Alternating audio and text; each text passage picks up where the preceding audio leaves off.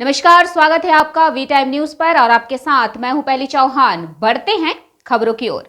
मुख्यमंत्री की घोषणा के बाद टास्क फोर्स की टीम ने महंगाई को नियंत्रित करने के लिए बहरामपुर बाजार में छापेमारी की। शनिवार सुबह टास्क फोर्स की टीम बहरामपुर के स्वर्णमयी बाजार और गोरा बाजार सहित विभिन्न बाजारों में पहुंची और बाजार में विभिन्न सब्जियों की कीमतें पूछी। इस अवसर पर टास्क फोर्स अधिकारी दीपक विश्वास, बहरामपुर सदर शुभांकर रॉय और अन्य अधिकारी उपस्थित थे। আজকে কোথাও আলু 33 টাকাও বিক্রি হচ্ছে, কোথাও 35 টাকাও বিক্রি করছে।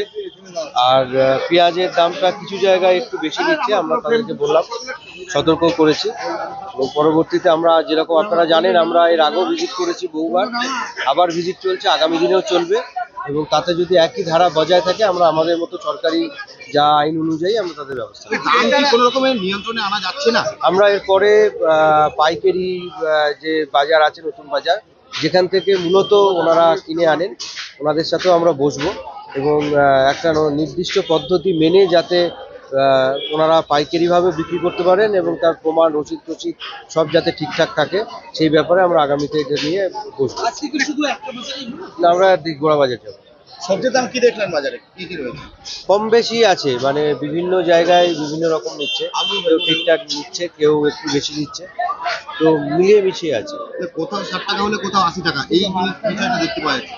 কমও আছে, এখানেই যেরকম আছে আলু কমই নিচ্ছে, এখানে কিছু জায়গায় বেশি নিচ্ছে।